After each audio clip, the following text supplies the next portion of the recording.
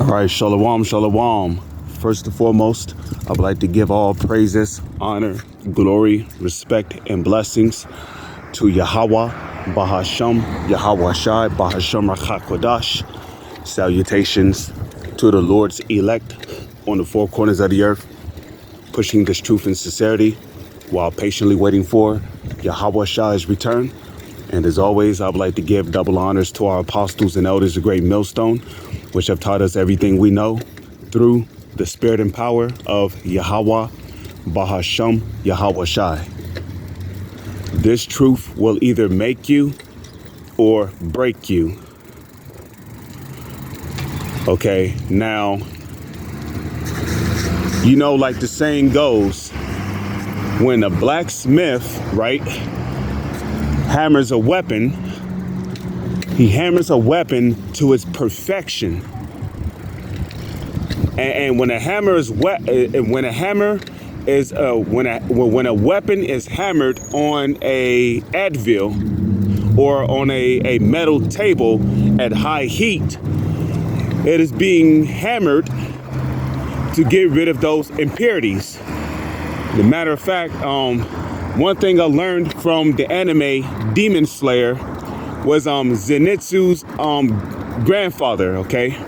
His grandfather once told him that if you want to make a blade very sharp and durable, you have to constantly keep hammering and hammering and hammering at it to get rid of all those impurities. Because once you get rid of all the impurities in the blade becomes perfect and it becomes a capable weapon for the wielder's use.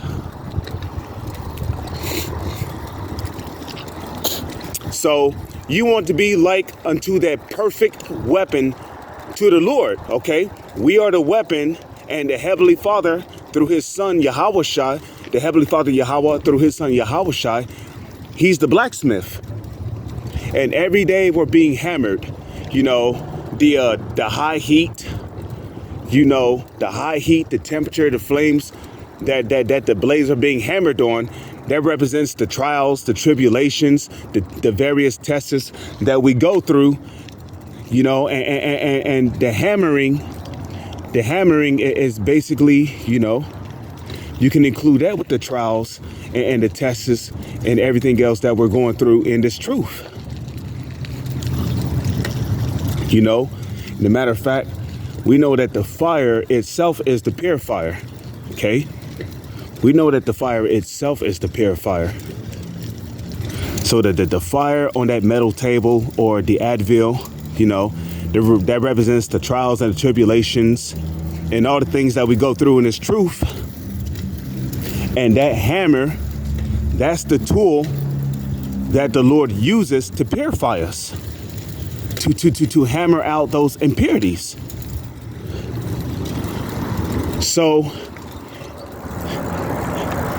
if a weapon does not make it through the purification process while it is being hammered, you know what happens? It either ends up breaking, it ends up becoming a failed project, you know? It ends up becoming a failed project, you know?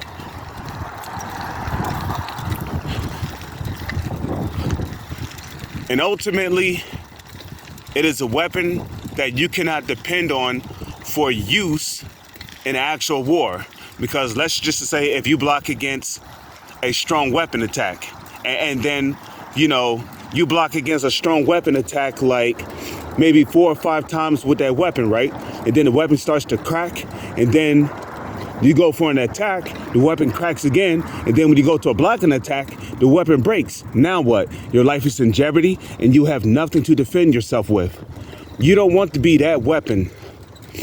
You want to be the kind of weapon that when the Heavenly Father, when he's done hammering out all those impurities via high heat and fire on a metal advil or a metal table, you want to be that type of weapon that is perfect. You're not going to break when you're being used in combat. You want to be that perfect weapon. Okay?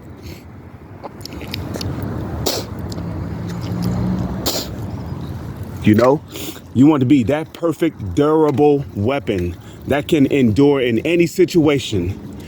You know, your weapon that's being used in the wintertime, guess what? You're not going to break.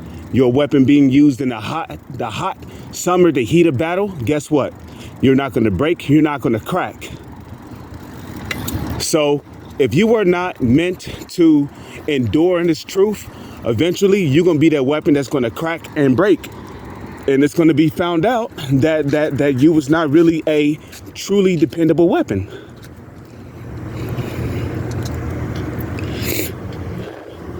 So there's going to be many things that's going to happen in this truth that's going to test you. That's going to test your patience.